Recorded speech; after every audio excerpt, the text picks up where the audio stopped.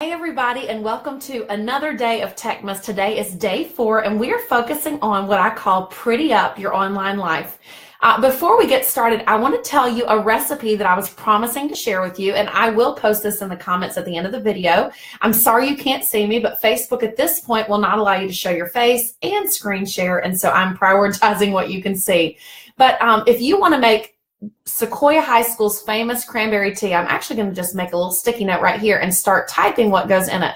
I got this from Sweet Ann Wallace. She retired maybe 5 years ago from Sequoia, but this is such a hit, and you might call it where you're from, wassail. So if you've ever heard of "Here we come a wassailing among the leaves so green," then just know this is that same thing. So here's what you do with it, okay? You're going to make about 12 cups of strong tea.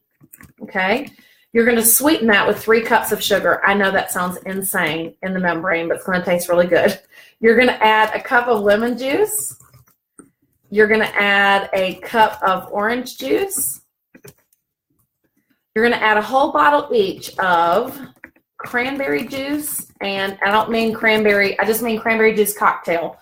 Not the kind that's mixed with anything weird. And then you want to add a whole bottle also of pineapple juice. So when I say bottle, I mean they're like 48, 64 ounces, something like that. So a big one, okay? And the final step is to heat all that up. So I like to serve mine hot. So if you have a hot water warmer, you could put them in that. You could put it in a crock pot and let it cook. If you wanted to add a cinnamon stick or something, you could, but I like it just the way it is. So tea, and then 4 kinds of juice and plenty of sugar, and y'all, people are gonna go crazy over it. I served it at church, and they're like, "What?" I said cranberry tea, or I'd say wassail, and people thought, "What in the heck is that?" And I gave away the whole thing. So there is your Christmas tip for tonight. I've already shared how to make 2-ingredient fudge. I've shared how to, I don't know, what else have I shared? I've shared some other cool stuff. So make sure you go back and watch the previous nights. But with that being said, we're going to get down to business tonight. Let me move that over here and minimize my sticky notes. And tonight, we're kind of giving a preview. It's connected to tomorrow when I'm going to talk about my favorite Chrome extensions. Well, this is the first of those. I was going to show you a website tonight, and come to find out that website is no longer compatible with what I was going to show you. So you're going to get a preview tonight. So I have visited, I'm in my favorite browser here. I'm in Google Chrome. And the reason I love Chrome so much is because you can add apps and extensions. We'll talk more about the difference between those tomorrow night, how to get them, in more detail. But for tonight, if you're following along, if you want to open your Chrome browser and you want to go to the Chrome Web Store, you can just search for that. Just type in Chrome Web Store on Chrome and you will find it there. When you get there, you're going to type over here, just like I have, the word emoji in the search bar, and the extension that I have added to do tonight's activities is called Emoji for Google Chrome. You can tell I've already added it, but if you had not, you'd be able to add to Chrome right there, okay? So it's just Emoji for Google Chrome. It's been working great. I've used it for several months, okay? What is the point of having that? Well, let me just give you a preview here.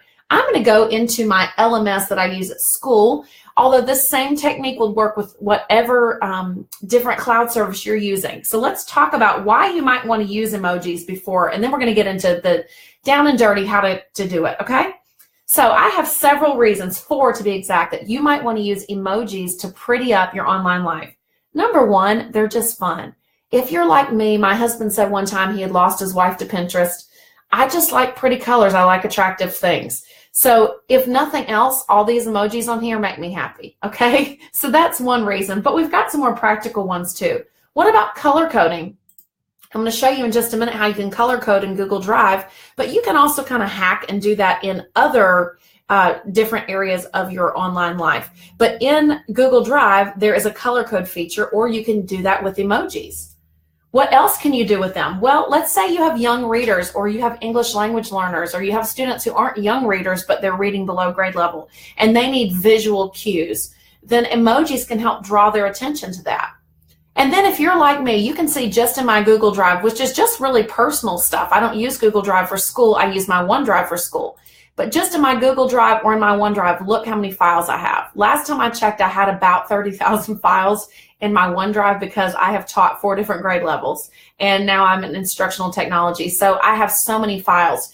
It can get overwhelming to look at all of that and just visually see where you're going. Even though we can read, our eyes get tired.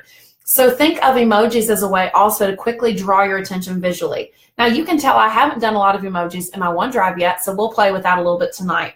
But for good reasons. Color code, make it fun, help your little ones and your struggling ones to find files quickly. And then finally, it's a symbol of contents for you so that you kind of have a visual cue of where you're going. So let's go to that emoji extension that I talked to you about a minute ago. I showed you where to get it. It looks like this little one-eyed, pop-eyed looking thing. And if I hover on my Google Chrome toolbar, it's called Emoji for Google Chrome. Okay, so that's what I'm going to use. And I just want to show you some different ways that you could use this. So let's go ahead and start on my OneDrive where I am right now. I am going to click on this extension. And it does have a search feature. I haven't found that I always find what I'm looking for, but I can go and search there. But I want to go specifically to the idea one because that's the little thing that looks like a light bulb. It's more like your symbols, okay? So let's say that I'm going to do, for this particular purpose, I want to be able to recognize everything that is a literature class that I taught. I think this stack of books works for that. So I'm going to click the stack of books. And what it does is it goes down here. You can see it's kind of simplified there. Once it gets there, I can come over to this copy button. So I can't copy straight from here. Like if I try to right click, nothing will happen. So I click, it goes down here, and then I can copy from there. Now what can I do with it? Well, lots of things, but let's show you on my OneDrive. So I'm going to go to, for example, my 10th Lit Comp. I'm going to click on it's not really an ellipsis, it's an upside down ellipsis or a sideways. And I'm going to go to the word rename. Now, emojis register just like text. So you can paste it right in the box after your title and put save. Now you might be asking me why I would paste it after my title. Well, because they go in as text, sometimes if you paste them at the beginning of a title, they can mess up your alphabetical order. So instead, I'm just going through, and to help my visual cue, I am pasting in all the grade levels I taught literature to, and there are 4 of them. So I'm going to keep renaming. And you know what? I've got 10th grade there. I never taught that. I was going to teach that before I got hired in my current job. 4th grade is a pretend file. It's for when I was training, so I'm not going to rename that one. Okay? And just, you get the picture. I'm going to go ahead and just do 9th grade.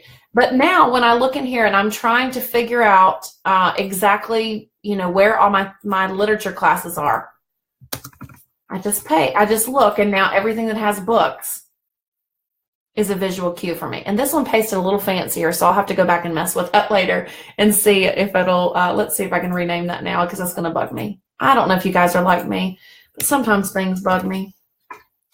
It might not fix itself, but we'll say, no, that one just wants to be fancy. We're going to let it be fancy. But every time I see that symbol, even though it's tiny, I know that that is a literature class I taught and just will quickly draw my attention there, okay? You'll notice that I'm pasting from the internet to the internet. This will not work quite as well if you're trying to upload something. So you want to use a Chrome extension, or if you can find another website that works, you can copy online to online, okay? Let's also look at, for example, your Google Drive. I talked about how you can use emojis in here, but you can also color code. So let me show you both, okay? For this one, I took turquoise, and that's everything that I use for church, or for, that's everything that's church is a turquoise. The little face just means it's shared, so I didn't add that part to it, okay?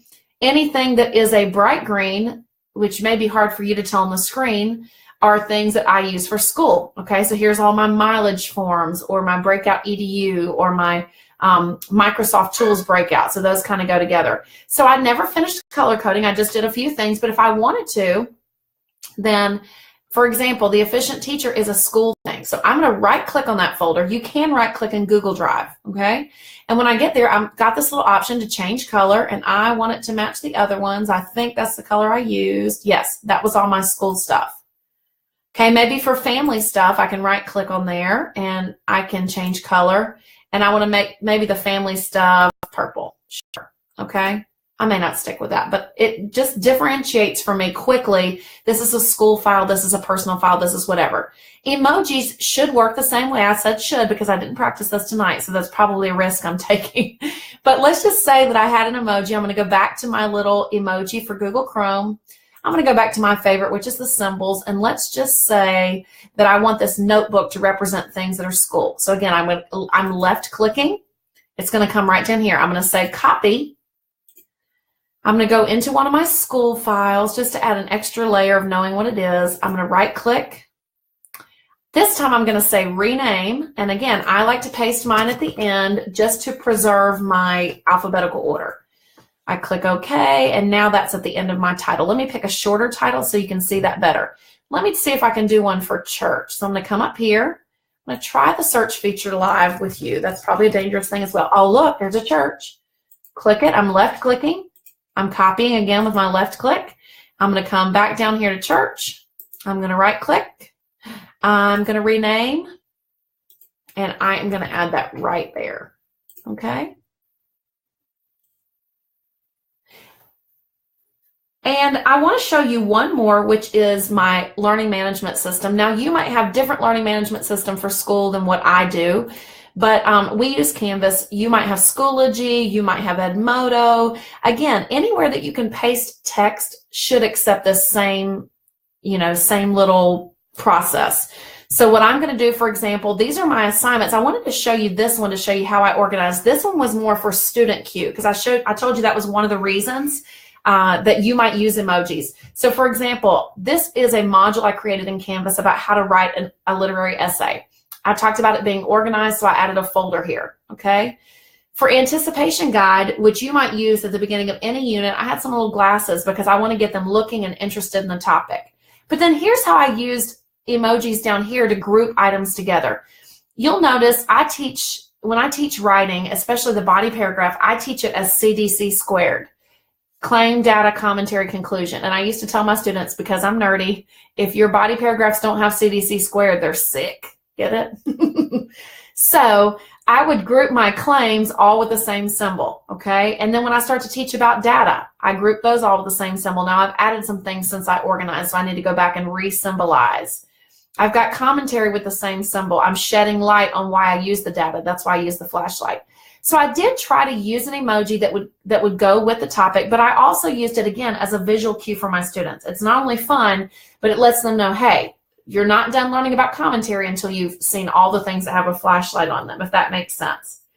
One tip I want to give you is that emojis appear differently on different devices. So you may want to, go in and share or check your emojis on different devices. For example, Canvas has an app. I'm going to go in on the app and I'm going to say, okay, does this even look like a flashlight when I'm on that app? Or when I'm on an iPad, does it look like that? When I'm in Safari browser, you just might want to check it. They should be fairly recognizable, but just in case you want to make sure.